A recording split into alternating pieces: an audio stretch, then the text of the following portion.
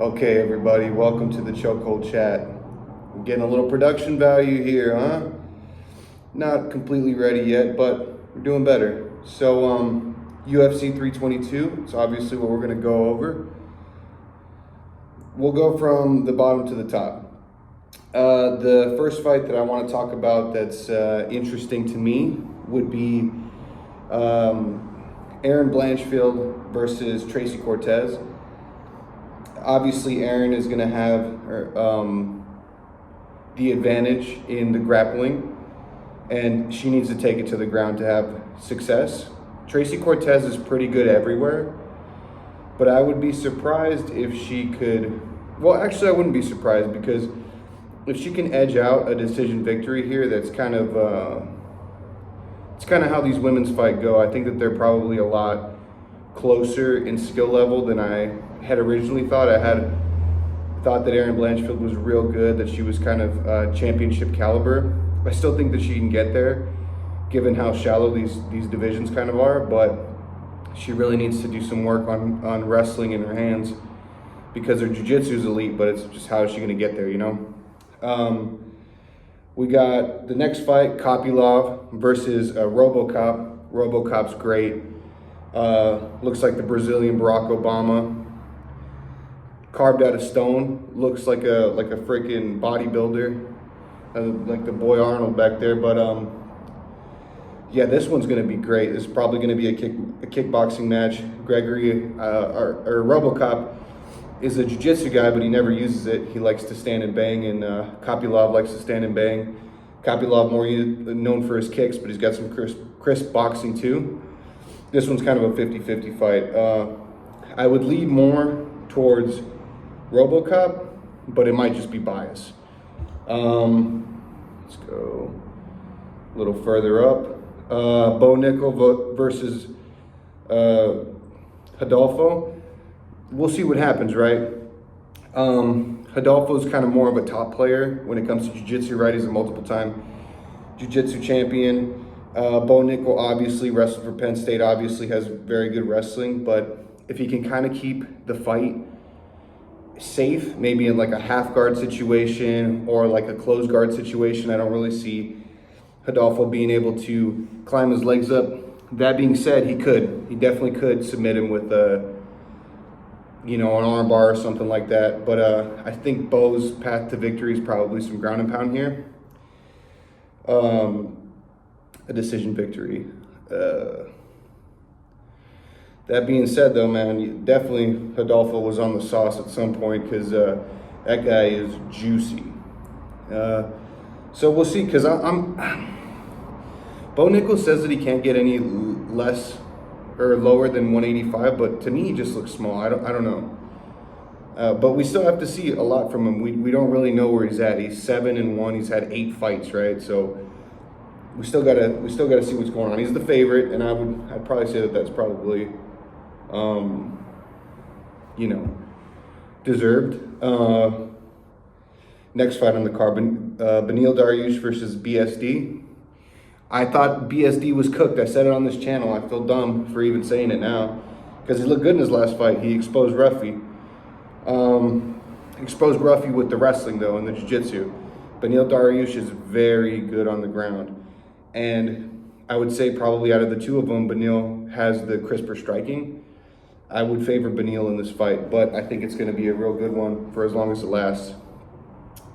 Next one, Carlos Prates, Leon Rocky Edwards, right?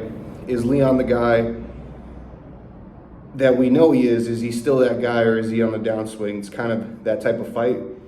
We know where Prates is. We know he's dangerous. We know he's an elite striker, but so is Leon. I think that Leon is a real confidence-based fighter, though. We've kind of seen that with his corner and just kind of stuff like that. But this fight is going to be a good one. Very good. The next fight, Michael Morales, Sean Brady, right? Michael Morales, Sean Brady. It sucks that Sean Brady has to take another fight, right? Another fight, because if Islam wins the title in the main event, right? I think his biggest threats are probably Kamaru Usman and Sean Brady, if Sean Brady can get through it. Those are the only two guys that have the wrestling that can compete with Makhachev. And I would like to see if JDM can get through Islam, I would like to see JDM fight Sean Brady if Sean Brady can win. I think Sean Brady is championship caliber. However, you can only keep fighting so long before you're going to take a loss, right? Sean Brady was undefeated, took a loss to Bilal. This Morales guy is real dangerous, real big striker. I guess it'll just depend on if Sean Brady can complete a takedown or not, and if he can do it over and over and over again. I think Sean Brady should be favored to win this fight. I'm a wrestler, right? So wrestling versus striking, I always think the wrestling is going to win just because you can dictate where the fight goes. But it depends on how long you can dictate it, how many times, and if you're not going to get cracked in between or get damaged, or how fast they can get up. That's kind of a mirror matchup of what's JDM and Islam Makhachev, right? Although I think Makhachev has very good striking, I think that he has good enough striking to hurt JDM. Not just wrestling, right? But that being said, I think Sean Brady. But it's going to be a good fight. That'll be a great fight. Zhang Weili versus Valentina Shevchenko. We'll see what happens because Zhang is coming up in weight. We all know that she's elite. We know that she's a great fighter, obviously. But so is Valentina, and Valentina will expose you if you got holes. And we'll see if the weight is an issue, right? So kind of a toss-up there. We don't really know what's going to happen. I would lean Zhang Weili just because I think she's got less miles on her, and she's got the momentum, right? Valentina's kind of slowed down a bit. She lost to Alexa Grasso, regained her title, but Zhang really looks good right now. She just beat Suarez, so. And then Islam Makhachev versus JDM. That one is going to be a banger, folks. Wrestler versus striking. How good is JDM's takedown defense? Is working with Craig Jones going to help him? Is being an Australian, training with Volkanovski, getting some of that? Are these Australians kind of the kryptonite for these Dagestanis? We don't know yet. Volkanovski gave Makhachev a very good run for his money. So we'll see. Volk was Makhachev's biggest test, right? We'll see if JDM can kind of replicate that. And I will be talking to you guys more throughout the week, especially because I set this stuff up or whatever.